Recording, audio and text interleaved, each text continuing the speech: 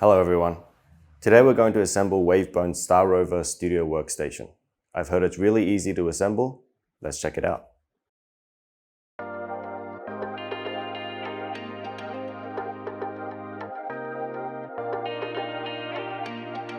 One very thoughtful design of the desk is that it's split into two cartons, making it easy to carry for yourself. Let's take a look.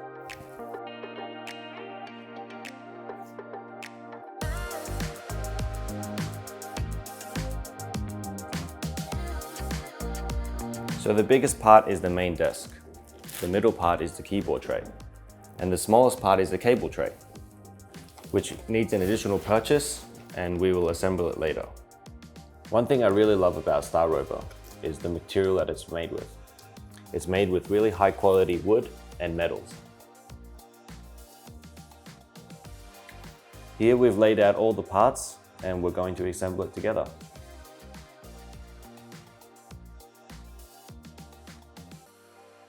Let's get started. Now we're going to start with the easiest part, installing the feet pads. We're going to install them clockwise and turn them fully to the end.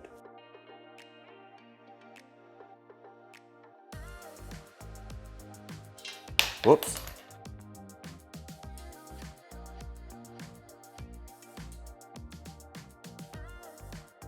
Now that we're done with this part, we're going to set it aside first.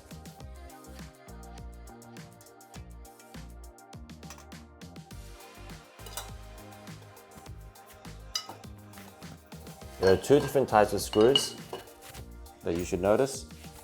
Check the manuals to see where they go. There is a design in the short bar that fits into the long bar.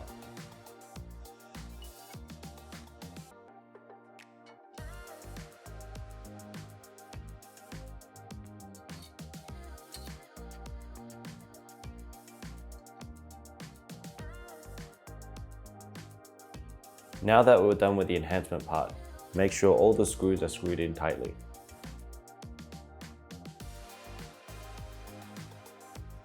Now we're going to put the 4 bars between the 2 legs. They look very similar, but you should notice the minor differences. This is going to be a big one. I'm going to need a beer. Oh, looks like I had a helping hand here. During this step, a helping hand can be very useful. As you've noticed, there are 4 bars, all screwed in from the side. The 2 bars in the front have 3 holes facing upwards. The middle bar has 1 hole facing downwards. And the last bar has 2 tiny holes facing backwards. Alright, now let's move on to the next step. Alright, now that we've finished the main frame, it's time to add the enhancement part.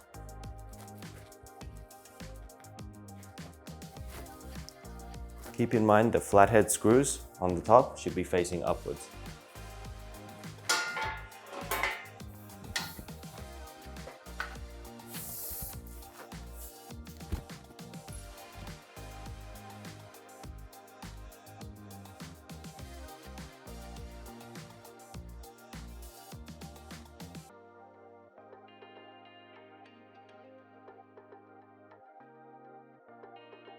So now we've installed the 3 frames.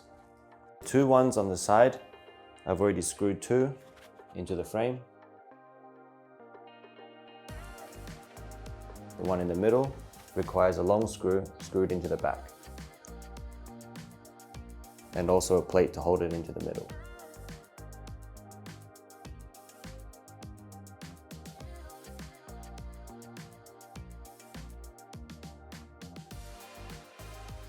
The board with the curves goes on top, and you should notice that there are 3 holes on the bottoms for the screws to go in.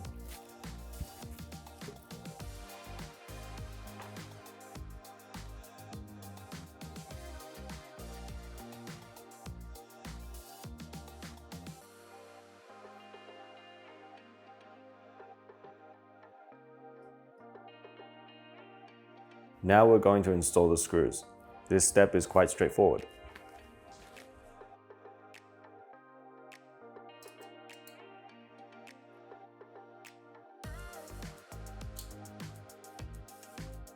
using this tiny screw.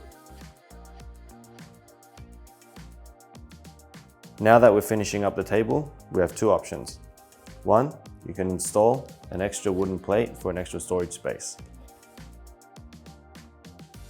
Or if you have any additional gears, you can attach this attachment to the middle piece of the beam.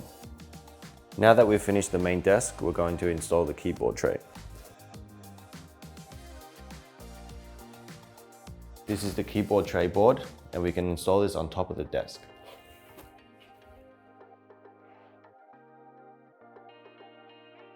Now we're going to split the two railings apart. We're going to pull the inside railing out and press on the black plastic to loosen it up. Now we're going to put these two pieces aside, take the smaller piece and attach it to the side of the table.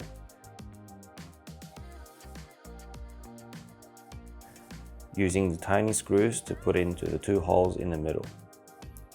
Remember to, when screwing the screws in, press firmly to screw it in. After installing the two side railings, we're installing the black bar underneath the keyboard, and we will screw it in with 3 screws. Now we're going to install the plate underneath the side of the table. Notice that there are 4 holes. 2 holes in the front for the front railings and 2 at the back for the middle beam.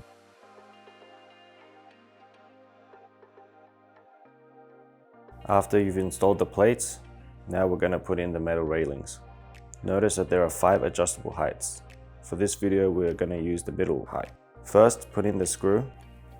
Notice on the metal railing how there are adjustable plates. Move the plates aside for the hole so you can screw them into the plate. Then, screw in the back with the nut provided.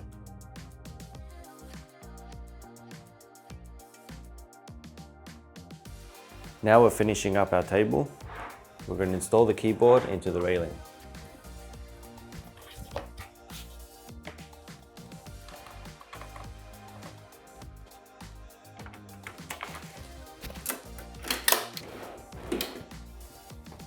And that's it. This is the Wavebone Star Rover. It's got adjustable key features of the keyboard, and it's perfect for home studios with limited spacing. If you like our products, be sure to check out Wavebone official website.